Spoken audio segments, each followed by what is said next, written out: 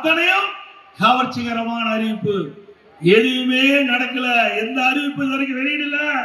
அவருடைய கட்சியின் சார்பாக பல தேர்தல் அறிவிப்பை வெளியிட்டார். டிவிக்கு வெற்றி பெற்று ஆட்சி அமைத்தால்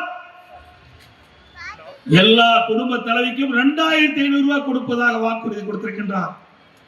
6 சிலிண்டர் ஆண்டுக்கு கொடுப்பதாக அறிவித்தார். பிறக்கும் குழந்தைக்கு தங்க மோதிரம் போடுவதாக சொன்னார். ஒரு மாசத்துல பிறந்த குழந்தைக்கு தங்க மோதிரம் போட்டிருக்காங்களா? போட்டாங்களா?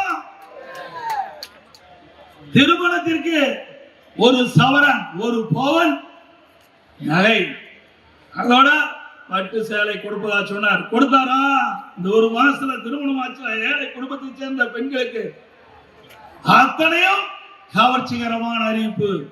எதுவுமே நடக்கல, எந்த அறிவிப்பு இது வரைக்கும் வெளியிடல.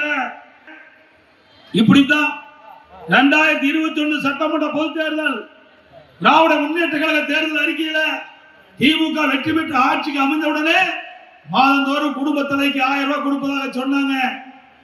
வந்த உடனே கொடுக்கல, ஒரு வருஷம் கொடுக்கல, 2 வருஷம் கொடுக்கல, தொடர்ந்து சட்டமன்றத்தில் அழுத்தம் கொடுத்தோம்.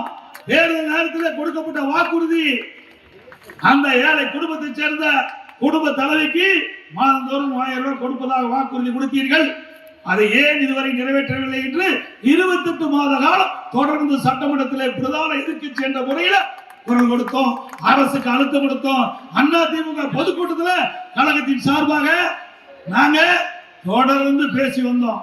வேற வழி இல்லாம திமுக முதலமைச்சர் 28 மாசம் கழிச்சுதான் குடும்ப தலைவிக்கு மாதந்தோறும் 1000 ரூபாய் கொடுத்தார்.